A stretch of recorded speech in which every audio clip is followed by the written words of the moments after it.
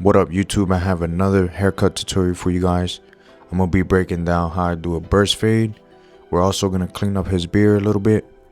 I'm going to show y'all how I approach this haircut and the fading system I use on every haircut in the barbershop. So let's get straight into this video.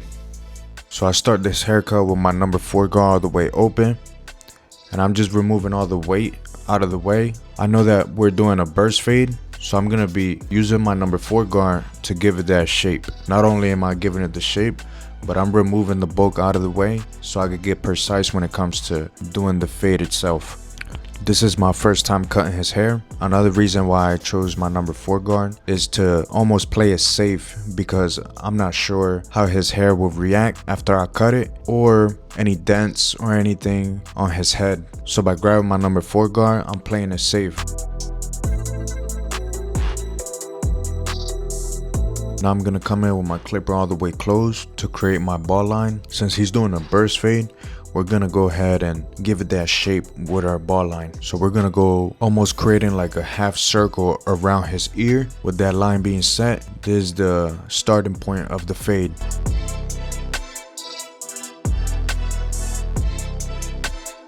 Now we're going to follow that same line we did, but this time our clipper is going to be all the way open.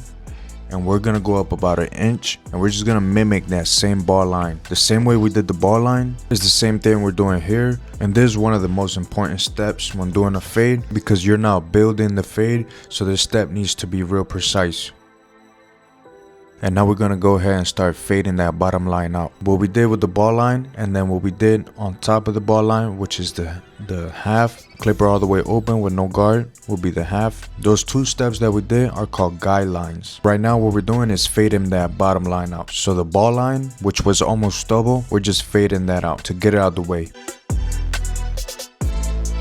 And now come in with my 1.5 guard all the way open, and I'm going up about 1 inch, following the same pattern that we did below. And as you can see, this fade is starting to take form. Of course, we're not done yet, but it is starting to come to life. So I'm flicking out at the top with my 1.5 guard. Even though I'm gonna make a line, I don't want to make it too hard where I can't remove it. And at the bottom, there's that line there that we soften up.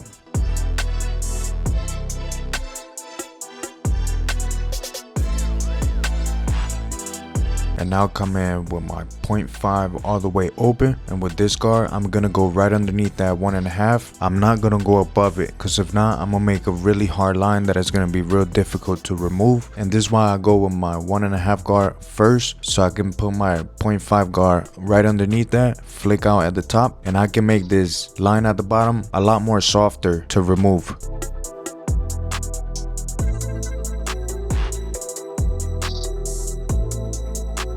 And now I'll come in with my 1/16 guard, and it's not all the way closed. I leave it 1 click down on the lever to start hitting this line in the middle that is still left. I utilize my corners, and I'm doing what is called lever play, and that is when I adjust the lever according to my position on the fade. So the higher I go on the fade, the more open I'm gonna have the lever, and vice versa. The lower I am, the more I'm gonna close my lever.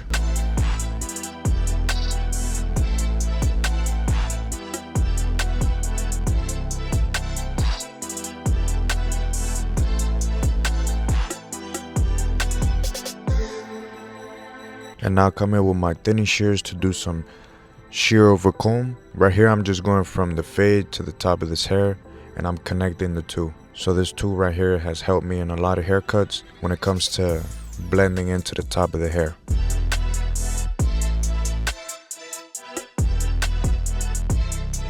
Now even after I did that, there's still a line at the top.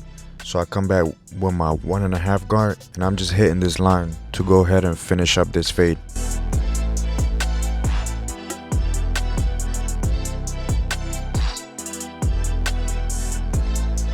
Now I'm gonna start blending in his beard. So I start with my 1.5 guard all the way open to set in my almost like a guideline. This is gonna be the highest guard I use, because he wants to keep the rest of his beard dark. And then anything above this guard, I'm gonna go ahead and fade. And when it comes to fading the beard, I don't put my clipper flat on his skin. I kind of tilt it up a little bit. That way you don't create hard lines that will be difficult to remove. And now come in with my clipper all the way open, and I'm being as light-handed as possible to start this fade at the top of the beard. And now come in with my 0.5 all the way open. And you can see I'm utilizing my corners to prevent me from putting in a harsh line on the beard.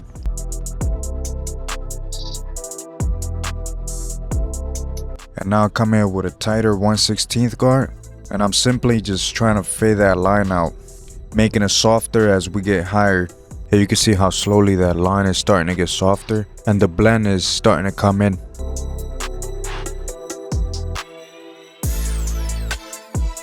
And when it comes to fading the beard, you want to start with the highest guard that you'll be using to almost use it like a guide to prevent you from taking that fade deeper into the beard than it should be. And now come back in with my 1.5 guard, using my corners, being real light-handed, and pretty much just getting ready to finish the fade on the beard.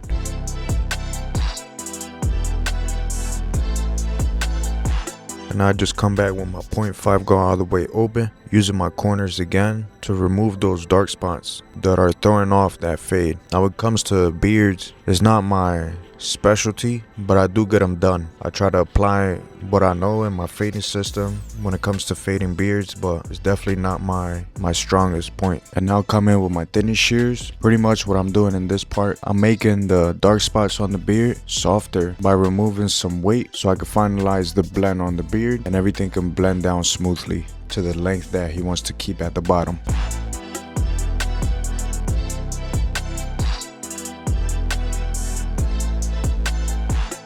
And now we're gonna do the other side, pretty much doing the same thing, following the same steps to get the same results. Now what I do recommend when you're actually cutting somebody, don't do one side first and then the other side. I do it like this for the purpose of the video, for the purpose of breaking down these haircuts. But when I'm inside the barbershop cutting and I'm not filming, I try to place the bald line on both sides. That way I can have both sides symmetrical when it comes to starting the blend and of course the placement of the fade.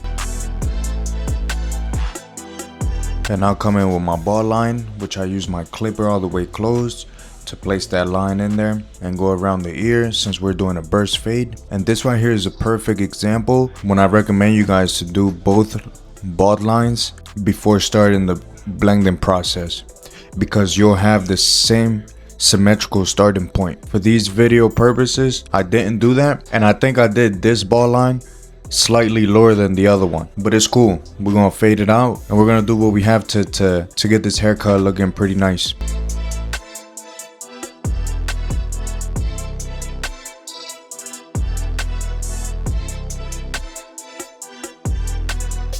Yeah, and if you guys liking my videos, if you guys are learning anything from my videos, don't forget to subscribe to my channel. That way you can get notified when I drop videos, which I try to drop videos every week, so you guys don't miss out on that.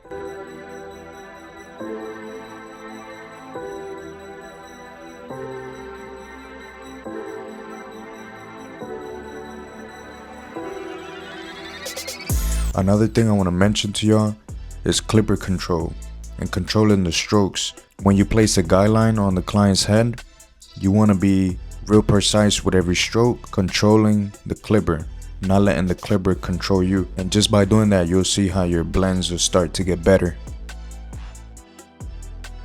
And if you ever feel like you get stuck on one part of the fade or on a dark spot on the fade, move on. It's like when you were in school and you get stuck on a question, you move on to the next question and go back to that. You could apply that same method here. Move on to the rest of the haircut and you can come back and detail it at the end, especially if you're running on borrowed time when it comes to these haircut appointments. And I do want you guys to understand that I'm pushing out these videos to you guys and I'm learning as I'm teaching y'all, which that's what the word teaching means. You get a better understanding of what you're teaching when you're actually showing other people. And in this case, I wasn't locked in for this video, for this haircut.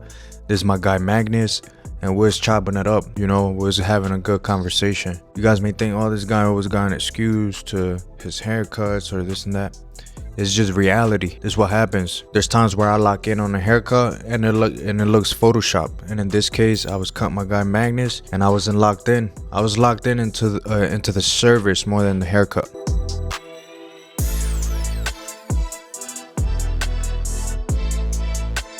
And now we move to the top of his head, where we're gonna be using our scissors to cut his hair a little bit. He's going for like a nice textury look, so that's what we're gonna do. We're just gonna make sure everything is nice and saturated.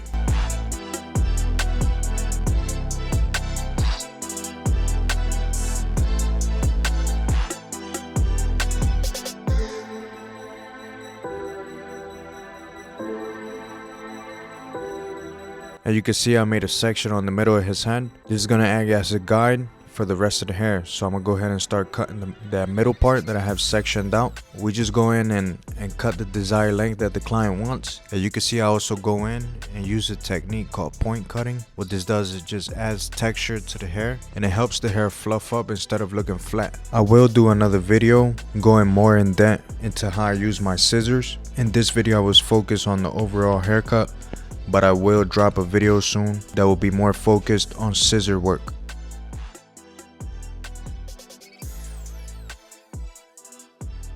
Now after I cut the middle of his hair, now I have a guide. Now I'm gonna section his hair sideways, and I'll be able to see the area where I did cut and the areas where I didn't cut. And pretty much we're just gonna even it out.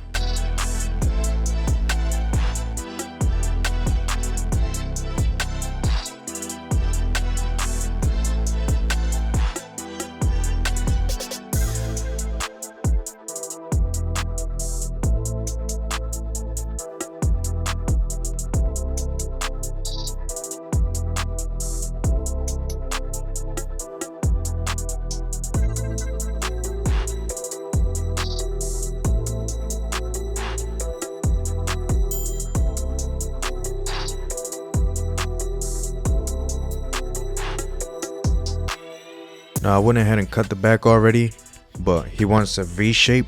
So to be able to give him a nice sharp V in the back, I go in with my number 4 guard and debulk all that weight at the bottom so I can give him a nice sharp line.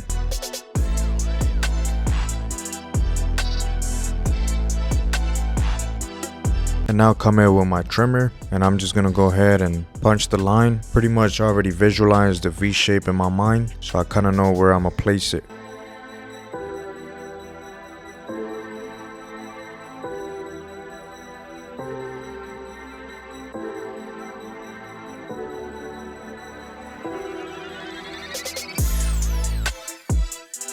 And right here, we're gonna go straight to lining him up. So we're gonna go ahead and put in our C cup. He's not gonna line up the front, so this is why I started with the C cups. And remembering that we haven't put the shaver yet on his fade, so I'm gonna be able to give him that nice curvature using the stubble that's left.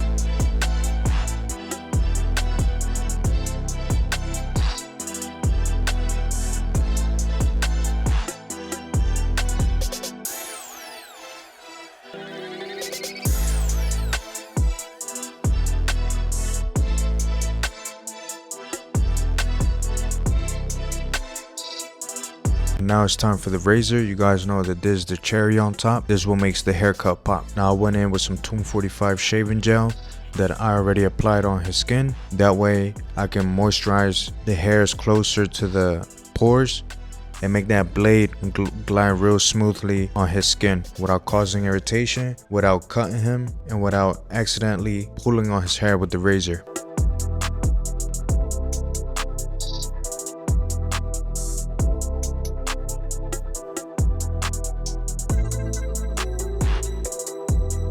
When it comes to the razor, you don't want to rush this step either.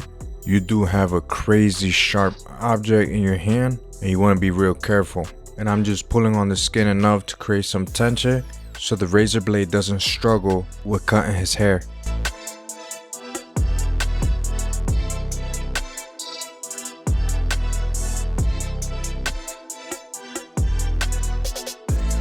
And now we move on to the other side. We're gonna pretty much do the same thing. I do switch out my blade when I do the other side, especially when doing a beard. Razor blades tend to get dull pretty quick. Not only that, but when doing a beard, you're dealing with coarse hair, and if you don't switch out your blade, you can start to irritate the client.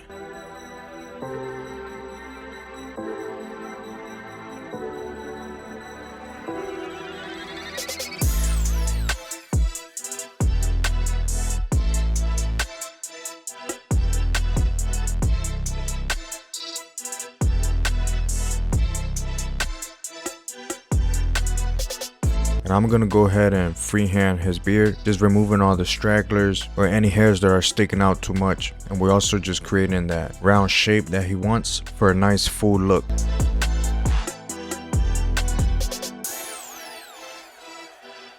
Now I'm gonna go in with my shaver and basically remove the stubble, make this fade a lot more tight, help it stand out, and for it can last longer.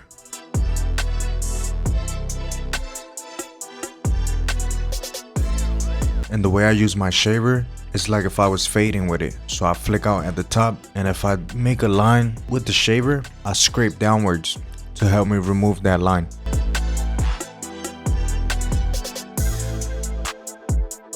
I'm gonna go ahead and style his hair. What I'm using here is some Tomb 45 indestructible clay. He's going for a texturized look, so I just spread this clay all over his hair and let it do its thing.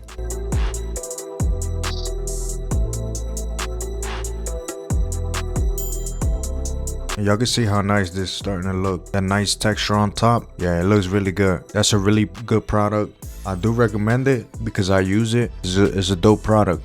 I really recommend it. And now I am gonna go in with some hair fibers. These fibers are by Tomb 45 as well. And this is to enhance the haircut and to also give his hairline and beard a more full look.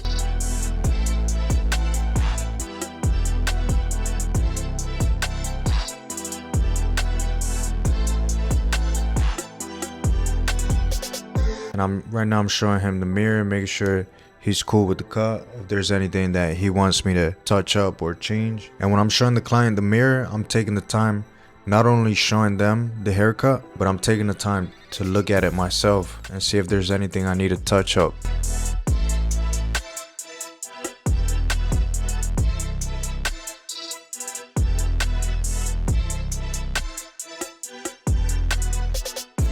Remember this how he came in? There was a lot of work to do and we got it done.